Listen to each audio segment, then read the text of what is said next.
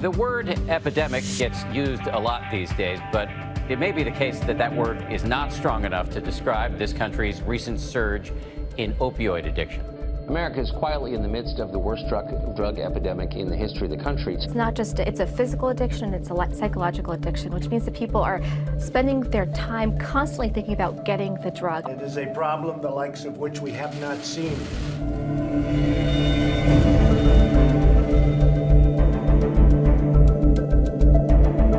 Last year, over 70,000 Americans died from a drug overdose.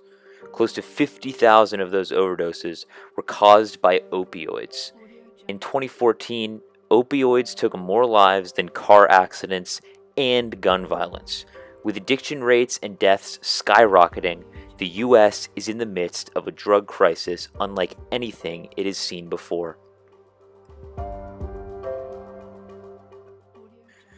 To see how we got here, let's go back to 1996. This was the year the pharmaceutical giant Purdue Pharma released a painkiller that would go on to make them over $35 billion in sales over the next 20 years. The drug, OxyContin.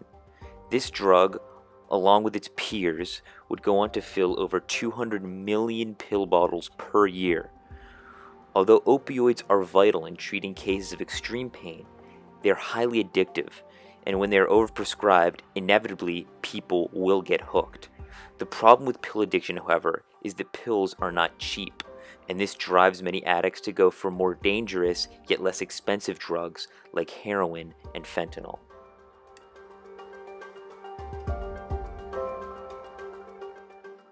This is where the crisis gets scary. Because these illegal drugs are unregulated, the potency varies. Many dealers cut heroin with its far more potent cousin, fentanyl. Users who unknowingly inject this drug oftentimes overdose because they are unaware of the dosage. Sanitary concerns also come into play when needles become involved. Hepatitis, HIV, and countless other diseases can be spread through unsanitary methods of injection.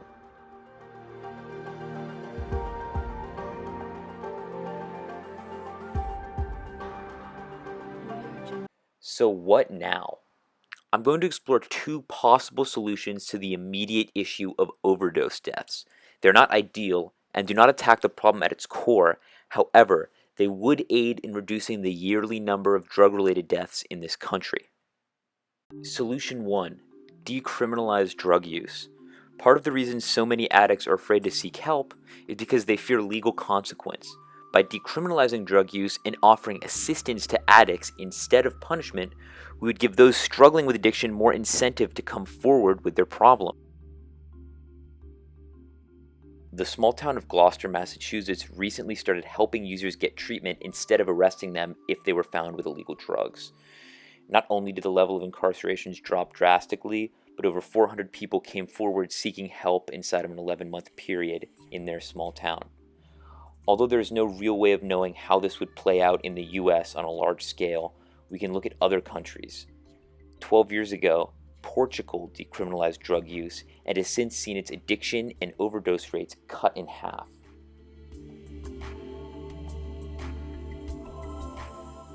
Solution 2. Public injection sites. Countries like Canada, parts of Europe, and Australia have experimented with setting up supervised injection facilities where drug users can safely shoot up. They include sanitary needles, lights, and medical supervision. Although not ideal, these facilities would be a way for us to minimize the amount of overdose deaths we see on a daily basis, and also reduce the sanitary risks of using needles. Several counties in the US are in the midst of trying to get approval to build these, with San Francisco being at the forefront, although recent legal developments have pushed their plans a few years into the future. These are just two of the many options US lawmakers are considering on their hunt to end this epidemic. With stricter regulation on the prescription of painkillers, we might see this crisis subside in future generations. But until then, we must think outside the box to find new and radical ways to stop the problem from getting any worse.